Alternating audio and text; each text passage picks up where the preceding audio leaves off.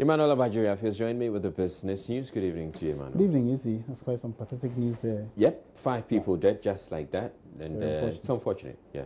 All right, you bring us the business news. All right, thank you very much. And the vessel that will be used to collect, process and store oil and gas from the Sankofa Ginyame gas project is to be named after former President John Agyekum Kufuor. Sources say the name was settled on by government and the partners earlier this year. There's more in this following business desk report. A formal commissioning of the FPSO should have happened this week, but Joy Business understands the event has been moved to next year. The vessel is expected in the country in March 2017 to aid commercial production of gas and oil at the field. The John Agyekum Kufuor vessel has the capacity to store about 2 million barrels of crude oil and the size of 4 football pitches. The vessel has been designed in a way that will result in accommodating more gas than crude oil. Commercial production at the field will start July next year and will produce 180 million standard cubic feet of gas daily, sufficient to generate approximately 1,100 megawatts of electricity.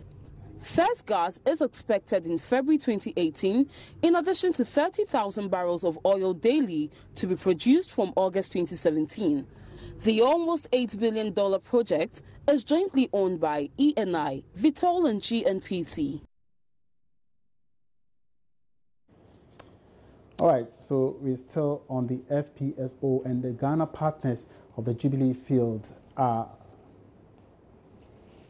Ghana partners of the Jubilee oil field have served notice of their intention to start a series of shutdowns from February next year.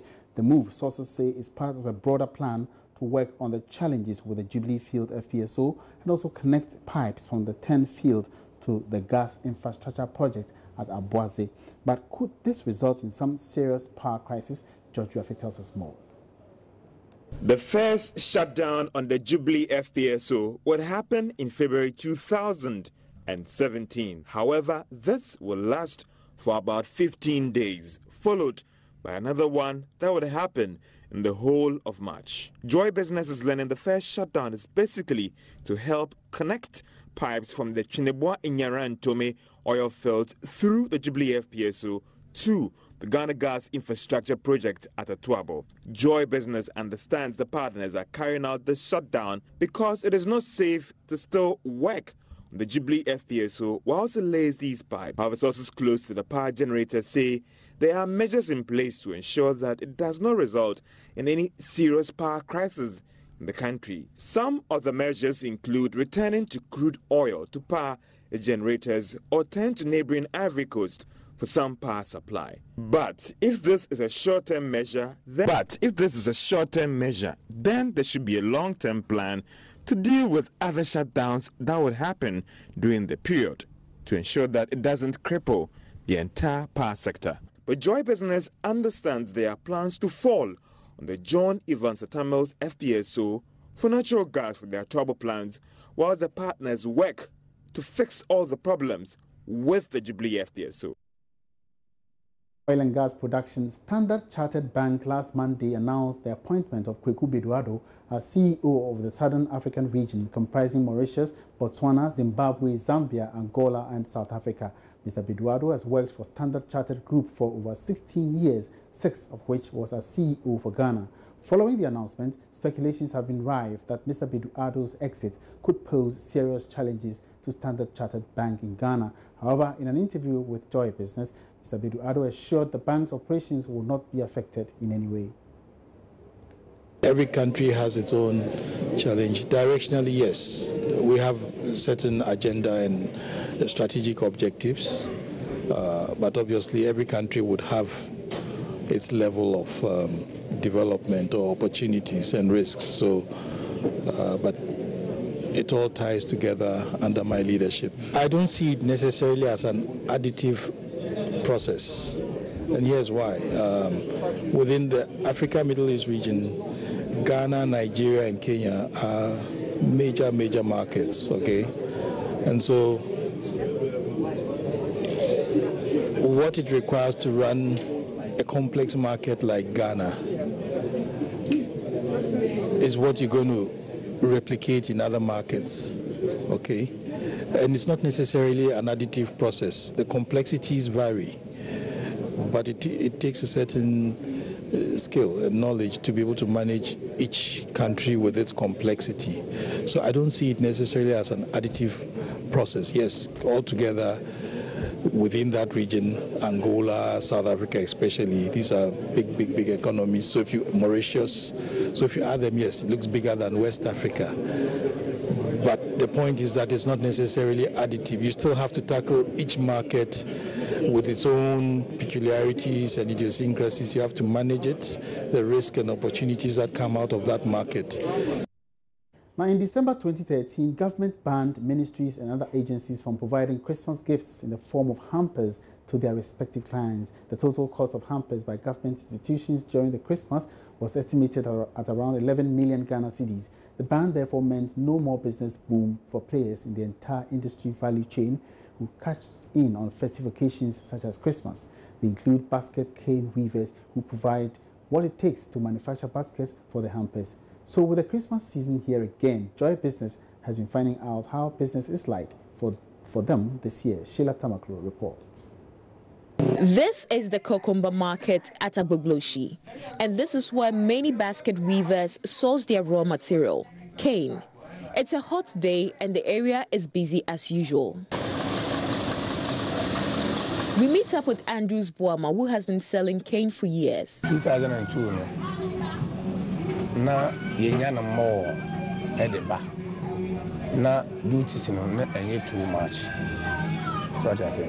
Na say the one bundle no bush plus here 400,000, which is 40 Ghana. In 2002, we used to get it more. The duties were not much, but now one bundle is 40 Ghana cedis. Expenses. Do baby do hano na ba ko esque best 350,000 for one bundle. If you are marketing there, oba enu 2 days or 3 days money at when we bring it, we go for document at the forestry for 4 Ghana cedis. The council way bill is 5 cedis. Then there are also road expenses. So by the time we get here, it's about 35 Ghana cedis.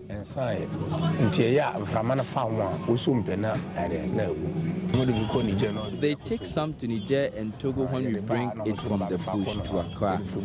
Then they also sell them. Andrews loves his business, but there are challenges, he says. With the poor transportation network a huge problem as he sources the cane from a village in the western region.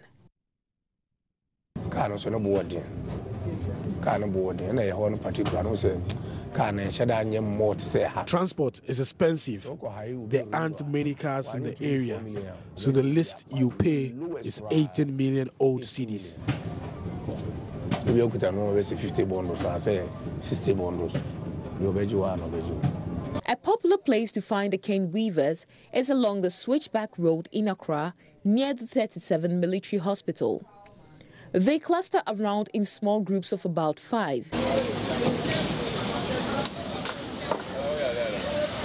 They make all kinds of furniture, as well as baskets for the festive season. Bright has been in the business for about 12 years. He explains that the elections had slowed things down, but business has been picking up. If because of the election, they are not buying. Oh, now see the basket there, the hampers are there. They are not buying. But the last year by this time, we sell many. Because of the government told them to stop doing hampers, it's a big challenge to us. Because out for me now have ministries, people who are there, ministries coming here, and big companies in governments, hosted by governments. Now I get more customers from there, but out of the government stop them, it couldn't come again. So it should be a challenge for me. Depending on how deep your pockets are, a buyer is presented with a variety of options when it comes to designs. There is the cocoa, the box, the basket, and the new one, a kufuado. This one is called a kufuado. Why is it a kufuado? Because of him, I'll create this one and give the basket name of him. Okay. And now people buying it because it's called a kufuado? People started buying, but it's expensive basket here over here. People like this one. It's not easy to get this basket because it takes you a lot of time to do it. Because of him suffering before he get power, that's why I give you this one. Okay, and how many of this have you sold so far? Oh, now I'll sell more than 150 pieces. However, the prices of these baskets, I'm told, has been influenced by the inflated cost of their raw material, the cane. When we come to our raw materials, there's a little bit of problem with our raw materials, because actually where they have been bringing the cane that we have been using, by the time it gets here into our place to go and buy for it, it's very, very expensive now. So it doesn't make our business progress, because you go and use the money buying the raw material, so at the end of it, then you have a very low, a little bit slow interest. Your interest is very, very less. Despite the weavers lamenting that business is slow, sales seem brisk and people are buying and loading the baskets into their vehicles. And that's all in business for now. Thank you very much for watching. And for more business news items, log on to myjoyonline.com/business. Good evening. Thank you.